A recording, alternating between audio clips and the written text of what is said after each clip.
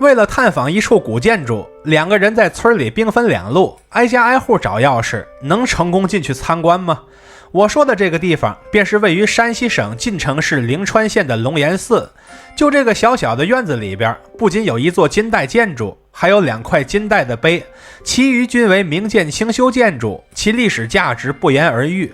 所以这边既是全国重点文保单位，也是我们晋东南之旅的目的地之一。而本次的同行人便是我多年的老朋友南希了。大家好，我是徐工。大家好，我是南希。这次一定点关注，下次旅行不迷路啊！我目前在这个地儿是山西晋城灵川的龙岩寺啊。一会儿我们来好好的逛一逛这儿。我们是2024年10月自驾过去的，寺院周围有停车的地方。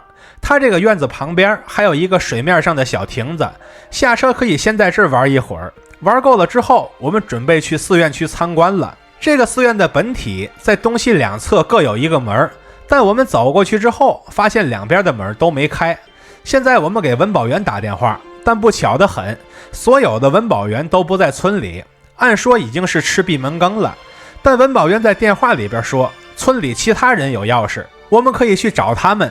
于是我们俩决定兵分两路，去村里打听钥匙的下落。我这边没过多久就找到了有钥匙的人，也顺利打开了大门。进了第一道门之后，还从第二道门上看到了古朴的龙岩寺3个字。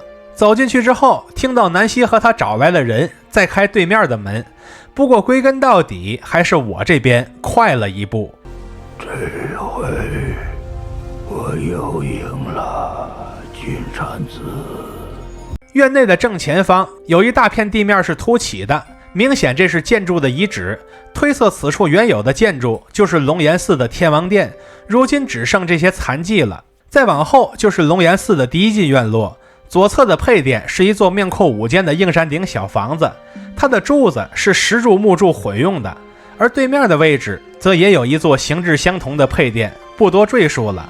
2座配殿的前方各有一条用砖垒起来的排水沟，而这些排水沟同时又是中间甬道的一部分，它通往中轴线的深处。甬道尽头的高台，据资料说是中殿的一部分，但我总觉得从这儿添一座面阔3间的县亭就更完美了。现在我们来到中殿，这是一座面阔3间的大房子，其屋顶为斜山顶，它就是那座金代建筑，而且台基下边的大青砖上居然还保留了祥云浮雕。我是万万没想到这个位置会有浮雕，可能也就我这样的丁真能注意到它。正殿的斗拱结构很简单，它并没有斜拱，不过是一条花拱一根昂，外加一根劈竹耍头。转角斗拱的结构稍微复杂一些，但也是其他铺座的3合1版本，没有额外的复杂装饰。现在我们绕过大殿，准备去后边看看，后面只有一进院落了。在后方的高台附近还能看到排水的龙头。现在我们沿着台阶一路登上高台，大雄宝殿就在眼前了。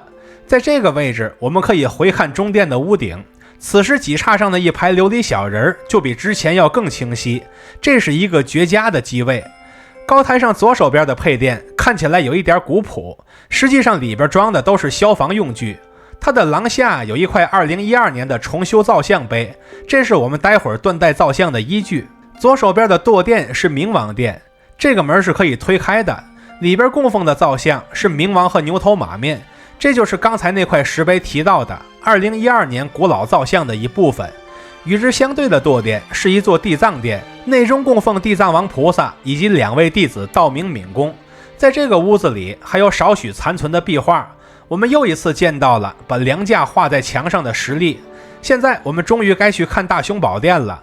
此殿面阔5间，最外侧的檐柱用的全都是石头柱子，如果仔细看石头柱子，还能辨认出自力更生等字样。这些红色的字也是一段历史的痕迹。其屋顶为悬山顶，从侧面就能看得到。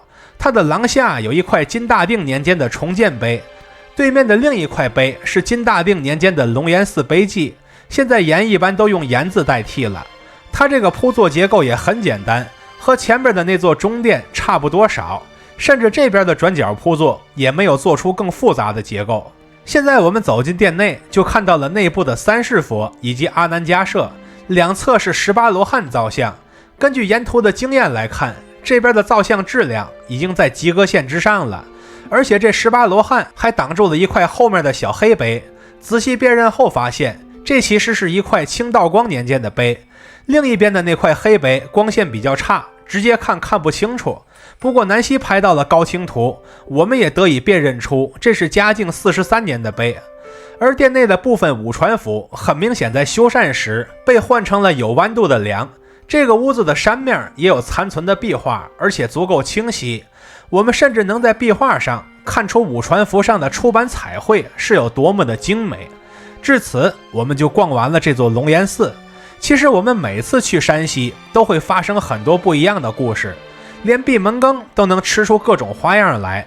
这次属于是运气比较好，本来都快放弃了，最后竟然能峰回路转，柳暗花明。当我们历经无数曲折，打开大门并走进那千百年前的古建筑时，之前一路的奔波和劳累都被瞬间抛到了脑后，只剩下尘埃落定后的一片明朗。去山西大地的无数个古建筑宝藏就停留在这一个个转角之后，等待着那些不轻言放弃的仿古人去完成一场场新的邂逅。看到这里的朋友，欢迎点赞、收藏、加关注，和徐工一起读城，一起旅行。